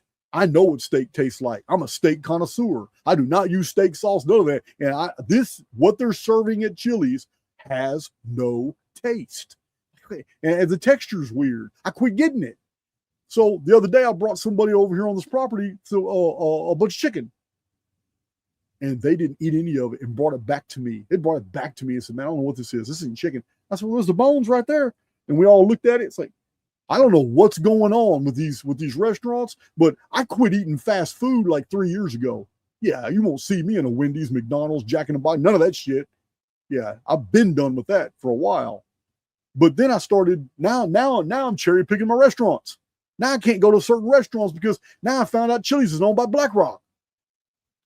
So, well, here's the point I'm trying to make. When I came out of prison, my informed field, the armor of the oversoul, was so strong that even though all these things were true, they weren't in my field. I was unaffected by them. But once other souls began educating me on these things, they became a part of my informed field. And once that information came into contact with me, I couldn't let it go. So I started my own investigating. Okay, let's look at these vitamins. Let's look at these supplements. Look at these ingredients. You know what, man? I'm going to go ahead and pay $75. I'm going to get this damn book. And I got this book this thick and goes through every chemical in the world. I can look it all up and see what it does. Oh, man. I effed myself off. Now my diet is very, very restricted. So that's the danger of, there's an old occult Adam. A little learning is a dangerous thing. But that's what's That's what's happened. Ignorance is bliss, Rapid Dog. Absolutely. Ignorance is absolute bliss. So you can still bypass all that. And I can too. I can get back into that original rhythm.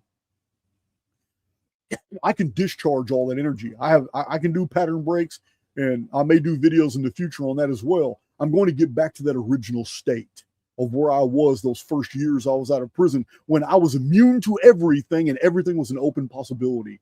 And my imagination was building my world for me. Guys, I have overcome epic, incredible odds. The recidivism rate is so high, most guys end up back in prison. Yeah. Instead, what did I do? I built a company, Woodlands Residential Pressure Wash, and the damn parole board shut me down because I was making too much money. And they said that creates too much opportunities. Yeah, man, it's crazy. She was just jealous I was making more money than her, but I was working my ass off because I know how to work. Then I went into oil and gas, and I worked at 2 different facilities. Had my motorcycle accident, and then I started Paradise Rock Gardens, and I did stonescaping work, back-breaking heavy work most of the year except the holidays. And during the holidays, I did Christmas lights, installing them and taking them down, because Christmas lights is a guaranteed 40 grand a year, and all you work is 38, 39 days. Yeah, I had a huge Christmas light. I just know how to work. And I know that hard work and high quality work does not require marketing and advertising, because word of mouth will keep your crew with unlimited jobs. And it's exactly what happened to me. Exactly what happened to me. Word spread like wildfire. Well, all the flagstone jobs I was doing, and I just never had to advertise or market anymore, man. Word of mouth kept the list. As soon as I did one property, they had friends and family that wanted me to go over there. I never stopped working the entire time of COVID. When YouTube did the purge and kicked a bunch of groups off of YouTube, no one was listening to me. I had 300 videos and didn't even have 1,000 subs, but I had 1,000 loyal subs. We were in the chat. Nobody had ever heard of me before. All these channels had just been axed, and I'm just now appearing on the scene, but I'm doing flagstone work every single day and coming home late at night to do my 15, 30-minute video at night. 300 videos before I had 1,000 subs. And then Jimmy James of EOTT interviewed me, and I took off after that. And then a couple months later, Santos Bonacci and Logan of Decode Your Reality interviewed me. But the first was Jimmy James. So I'm going to get that back. I'm going to get that back. And the way to get that back is I'm just going to have to build coherence. So let me explain, because this is critical for you to understand in the whole dynamic, that your world is built for you in proportion to how you see yourself. Because how you see yourself is the personality that you impress into reality. They're not disconnected, they are the same. Whatever personality you assume to be true, whoever you think you are, and you act accordingly, that's the signals that you broadcast to the construct. This tight holographic mathematical structuring will then collapse all the potentia that are mathematically connected to whatever you're in resonance with. And all this stuff will collapse into experience. What is experience? Your daily life. Tomorrow doesn't even physically exist. Yesterday doesn't physically exist.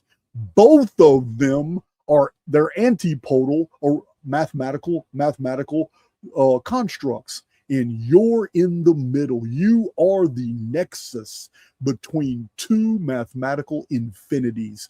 And you borrow, exchange, and pull information from both sides, the past and the future. And once you understand that, there is nothing you cannot remember. There is nothing you cannot accomplish. There is nothing you can't build. Remember, guys, $27 in my pocket, living on a motorcycle with a backpack. And I did that video, and I told you guys what my future was going to be, and I'm living it right now, and I'm not done.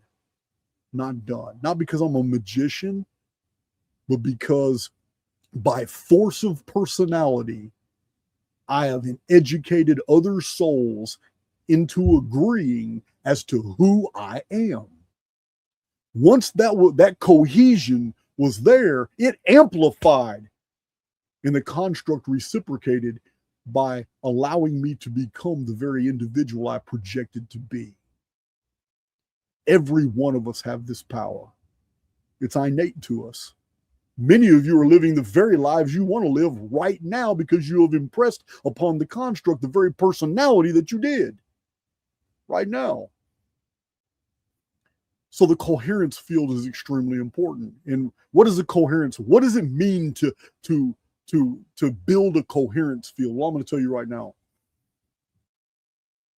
There are three aspects that basically make of you that have to all be working in tandem in order for you to accurately impress your personality upon the field. Are you ready to hear what those are? There are three aspects of you that build the personality that allows you to impress that personality into the amorphous mathematical medium of the field, so that your tomorrow is a direct result of the coherence field of today. You ready to hear that? I'm ready for some more coffee.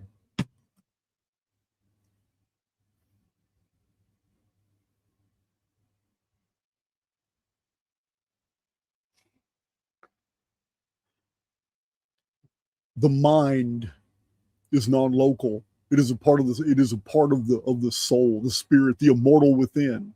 It's so easy. It's just the mind, your thinking capacity. The only function a spirit has, process this. The only thing a spirit can actually do is think. That's all it can do. So the mind is one aspect of you. The other aspect is the amplitude, which is emotion, rage, hate, love, antipathy, revulsion, sadness, jealousy. These are emotions. They can't be explained by the brain either. But what the brain does, when the immortal within feels jealousy, what the brain does is release cortisol with some other chemicals. That's what the brain does. It's a hormone factory. Mind and emotion are only 2/3 of the whole, because the construct will not respond to the mind. The construct will not reflect back as experiences anything you emotionally project. Emotions and the mental state, building mental pictures. That's all the spirit can do. These two must work together. Building mental pictures reinforced with the appropriate emotion. And then the third aspect is the avatar. When the avatar moves in the direction of what is wanted, this begins the co-creator relationship, because the avatar doesn't have to finish, doesn't even have to follow through. All the avatar has to do is begin to move in the direction of the fulfillment of what was mentally imagined and what was emotionally experienced. And the third aspect is the avatar moving, and the construct will begin collapsing these probability molds. All this potentia will collapse into probabilities. Probabilities will collapse into actual experiences. It's that simple.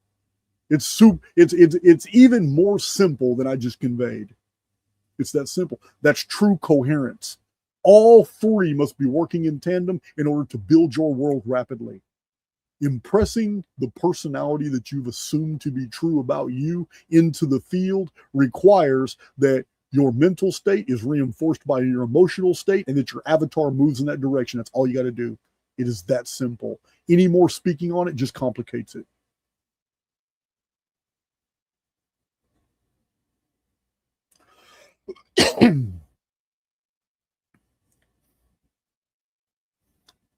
But that's the key.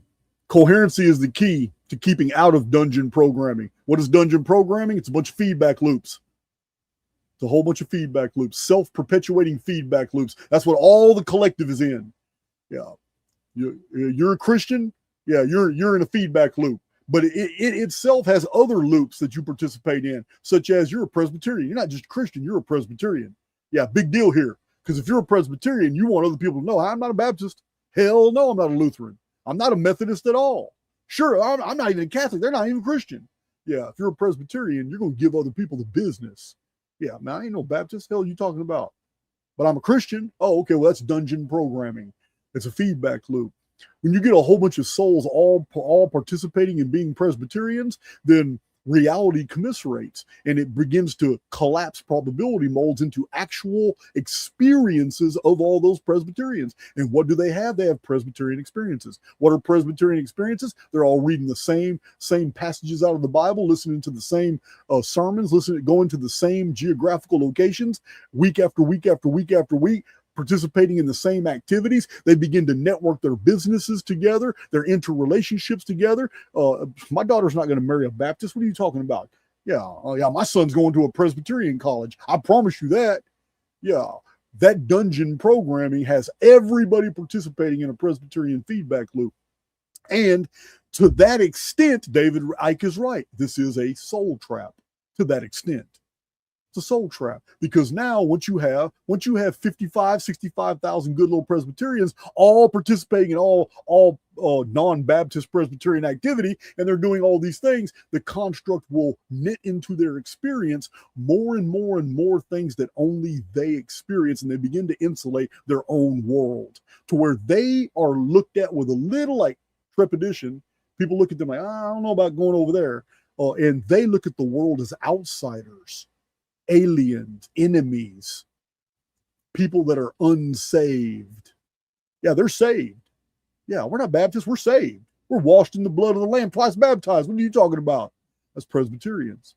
So the Presbyterians are engaged in a feedback loop. But because a feedback loop now has very structured programming, the construct itself can now use the participants' energy to self-perpetuate the feedback loop.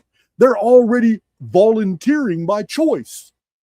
So now their life force is what's perpetuating the feedback loop, and the more participation, the more the construct can draw its power into other areas where it's needed. The systemic reset. This is archaic presentation, but still, I'm not talking about resets and Phoenix phenomena and all that, but it is necessary to mention this. When it comes to when a construct timeline becomes too oversaturated with dungeon programming, the only thing that can stop all this enslavement is a reset. That's all I'm going to say about that. I have whole videos that cover that phenomenon, but it is a reset that does that. Michelle Jacobs, where have you been? Where have you been? All right. Anyway, but yeah, that's those Presbyterians. That's what's going to happen. They're going to be trapped in a loop, like Randall Carlson, trapped in a box. Uniformitarianism is a feedback loop by design. They have created a reality tunnel for them that they all share, that they all empower by participation, and that after a while, continued participation lends energy to the loop itself, so the construct can focus on other areas. It's crazy. Absolutely crazy. So having an intellectual understanding of a concept and direct application is totally different. So there are many of you who are thinking, okay, man, Jason's making sense. Maybe if I know I'm not this person, but this is the person I want to be. So how do I do? I'm going to tell you now, you break pattern. The only way to get the attention of the construct, if you've been on a linear trajectory for a long period of time, and you ain't got to get personal. You ain't got to get personal with anybody in the chat. With me, you don't have to do anything but get personal with yourself. That's all you got to do.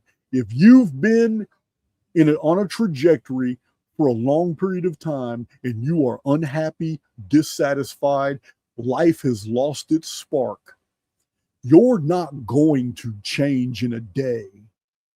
but you can amplify how fast that change is going to occur in your life by how you break pattern. Breaking pattern instantly gets the attention of the construct because we're all being observed. Yeah, that eye above the pyramid on the dollar bill is absolutely real. Everything in the construct is under direct observation, every soul here. And when you're on a trajectory, the construct, you're no mystery. It has already made trillions of extrapolations and calculations, and it knows everything you're going to do before you do it. But when you suddenly just break pattern and you don't go to this place for lunch, you went somewhere else and you went a different route and you went to even a part of the town that the construct knows you've told other people you'll never go to that side of town, but you did it anyway. Out of the blue, no explanation. The construct has no idea what's going through your mind. It's reading your cortisol levels, dopamine levels. It realizes that you're excited about something. It doesn't know. It's bewildered. It's going to go in overdrive, trying to figure you out and draw you back into dungeon programming. At first it's going to throw everything at you. That's what it's going to do. You're going to meet the woman in the red dress. You're going to come into contact with the Adjustment Bureau. The men in black are going to be all around you. When you break pattern after a long period of time of inactivity or doing whatever you're doing and suddenly do something totally different and without any reason whatsoever, the construct is going to be measuring every aspect of your existence during that pattern break. And whoever your personality is acting out to be, it's going to start developing its own programming protocols that govern over your reality tunnel because it realizes, shit, there's a metamorphosis happening here. I got to catch up because its job is to render your world for you. And it cannot render a world if it doesn't know what direction you're going. You've become an anomaly, and anomalies get dealt with very fast. The only way to change the elements of your life is to break pattern. Don't plan it. That's not breaking pattern. Just out of the blue, do something totally unexpected because you have to live your life as if you were being directly observed by something that wants to build your world for you, but will only build a world that is commiserate with the very personality that you project. That's how simple this whole thing is. It's how simple it is. I've overcomplicated it by this massive amount of obiter dictum, but it's so simple. The construct's job is to render your reality. It cannot do its job until it understands the signals coming from you. You broadcast those signals by the very personality that you're assuming to be. That's simple. So is your personality one that can bestow healing on someone else? Is your personality the one that can talk somebody into vibrating on such a state that they will be healed themselves? Is your personality the one that's going to be a great teacher that's going to educate others who are going to change the fundament of reality itself? Is the personality you project one that's going to be a protector of your family, a protector of your community, a pillar of the community, someone that other souls can lean on? Is the personality that you project going to be widely known as a nurturer, someone that people can go to find out every recipe, every medicine, every remedy, everything that brings healing and comfort to individual souls in the construct? Whatever that personality is that you project, this construct will render for you that world. And as long as you live up and participate, it will continue to render that reality tunnel for you. And it doesn't matter what the rest of the world does. The beauty of this mathematical construct is that independent systems can coalesce without contact.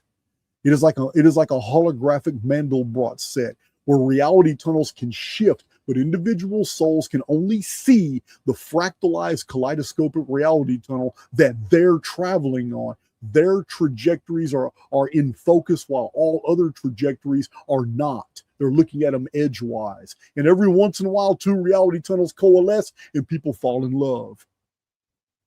It's that simple. Project a personality, live that personality, and expect the construct to do the rest, because it will. It will. I don't want to say too much. I don't want to go in too many directions. I don't want to do all that, because I'm going to take away. Remember, this is another lesson in archaics. I've told you many times. I hate saying it, but it has to be said. But you have to know in your own life, when you get to that threshold, when learning becomes an impediment to knowing, because there's a difference. I may be the only person, I don't know, but I tell my own community frequently, we outgrow our contemporaries and we outgrow our teachers. And there'll come a time in everybody's walk when you're going to outgrow archaics. And I encourage you to fly, go where you want to go. I've already told you guys, I'm done. I'm done as far as expectations. And what I mean is if I die tomorrow, I will pass onto the other side full of pride, knowing that I did exactly what I needed to do while I was here. I'm cool with that. Absolutely cool with that. So you guys need to understand there is a danger, and you got to. It's different in everybody's lives, in everybody's personal walk. You have to decide this for yourself. When you meet that threshold, when learning has actually begun to become an impediment to knowing, because when you know something like I do, I know who I am. I know what my capabilities are. Yeah, I know what's going to happen to anybody who works any type of darkness against me. I know this. I call my shots. My peace is not for barter. I say this a lot. I have created this armor, but it's from the oversoul. But I wear it with pride because it's mine. It's mine. I earned this through everything that I've been through in my life. But there comes a point when learning is an impediment to knowing. This is why I cut off avenues of research in archaics a lot. Like Atlantis. I don't even research Atlantis anymore. I've got 3 Atlantis videos that completely collapse that. I've got plenty of Ancient Aliens videos that collapse all that. I've got the Leo, the Sphinx, the Zodiac being, Leo, and the Sphinx being 10,500 BC, and all. I got 2 videos collapse. There's no reason to go into any of that no more, because I realize, man, there's nothing more to learn. It's all covered in those videos. Those data sets are shut. For those of you who have watched those videos, I know you agree with me. Done with that. Move on to other things. So even in this presentation, I could monologue on and give you more and more examples and all that, but I've really told you what I needed to convey. And in its most basic form, I'm telling you that you're a wizard. And I'm telling you that you're in a mathematical construct. And that everything here that we relabel in scientific garb and quantum camouflage is actually just elements of a very tight, magical, mathematical structure. And its operating system is so simple. It literally observes an individual soul's actions. Those actions send out signals telling the soul what personality you're playing. And the construct, which is the stage, instantly pulls the curtains back and creates the world for that actor. It's that simple. That's my presentation. I got a whole bunch of notes, but we can do another We Immortals video some other time. But there's sometimes I need to stop. And when I've made my point. Yeah, I hope you guys have a beautiful weekend. Hope you guys have a great weekend. I got some work to do. I do have several people hitting me up for podcasts. And yeah, I will be taking them up on it. I got to get my ducks in a row. I got several people wanting to come on the channel, and now I'm getting hit up. I'm getting hit up quite a bit in the past 2 days with a lot of people inviting me onto their podcast to talk about different stuff. And I'm probably not going to say no to anybody. Even some of these small channels, you guys know, man. Many times I've been hosted by very, very small channels. I'm cool with that. Yeah, the size of the channel doesn't really matter to me. It just doesn't. Now it does. What does matter to me is some of these channels talking about some really wild stuff. I just don't go on them. Yeah, I don't go on them. But I'm definitely going to start doing some more podcasts. Hey, Cyber Chick, haven't seen you in a while. I just got a lot of business things to take care of. People have been sending me some awesome music, and I got a lot of new stuff to upload to the underground, and I got some Cypher ads I got to work on. Listen, our Cypher group is fantastic. I don't even want to talk about it right now. I don't want to talk about it. You'll see. I'm going to do a Cypher video and show you guys what we're doing in there. It's just crazy. And, I get you guys know it's nothing for me to just fly over to Vegas. I did it several times. I don't know, man. I just can't tell too many people in advance because everybody's going to show up. And I can't host everybody if I'm not doing a meetup. I'm just showing up. It's not like we can take over the sports book. But I'm gonna think about Vegas. I'll think about that. But anyway, it's I may do a video this weekend. I'm not quite sure yet. I may do a video this weekend. I just don't know. I really don't know. I got a lot to do. But your takeaway from this video is very simple. And I guess I can add to that. The problem with impressing a personality into the medium, this mathematical medium, is the baggage that you bring to the personality. Yeah, I should have said this earlier. I'm glad y'all stayed with me. Listen, the problem with impressing a personality into the construct to have your world built for you, the way you act. Remember, act as if you are, and you will be. The problem is that you're bringing the very baggage you're trying to divorce yourself from. The personality that's being impressed into the medium needs to be a personality free of the very things that you don't want attached to you. Yeah, if you're going to imagine a healthy life, then you can't impress into the medium an unhealthy avatar, an unhealthy personality. Can't do it. You can't do it. Remember, act as if you are, and you will be. So you can do these things for other people as well. If someone, sometimes we have to rely on the strength of others to recover our own. And in those situations, that's when your personality can have the force of effect on another's avatar and actually bring healing to them. You can do that. But you have to assume it to be true of yourself first in order to bestow that on another. Anyway, we do have an awesome little outro. We got a badass little outro. If I do another video, it'll be Sunday, and I'll announce it. If not, it'll be normal time Monday. We'll figure it out. We already saw it's raining lizards. But you know what? I want you to be the best swashbuckler that you can be. Thank you, Moontree.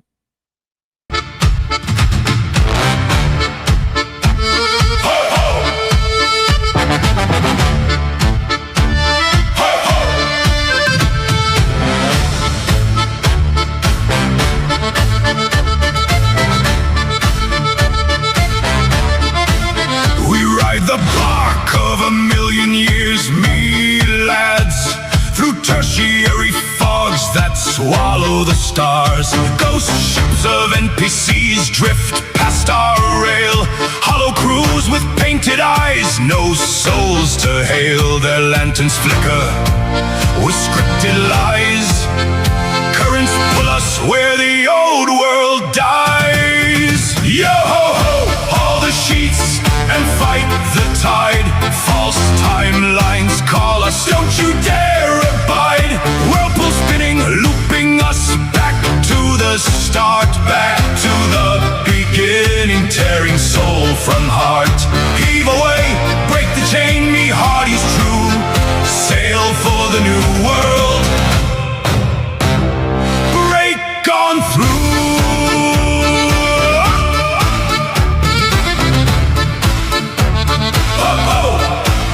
Those phantom hulls creak with empty decks. NPC voices echo of lives we never lived. Currents twist like ropes around the keel, dragging dreamers into timelines unreal. The fog grows thick, the compass spins a wild. One wrong turn and the sim has us beguiled. Yo-ho-ho, haul the sheets and fight the tide. False timelines call us, don't you dare abide. Whirlpool spinning, looping us back to the start. Back to the beginning, tearing soul from heart. Heave away, break the chain, me heart is true. Sail for the new world. Break on through.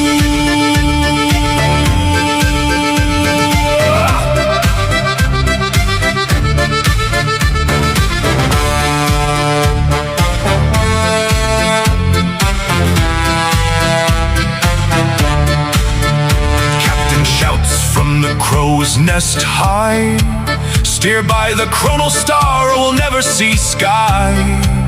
We cut the ropes that the currents have spun. Ghost ships fade as the real world's begun. No more loops, no more fog so gray. We ride the bark to the break of day. One last whirlpool, one last pull. Then the fog parts and the new world calls.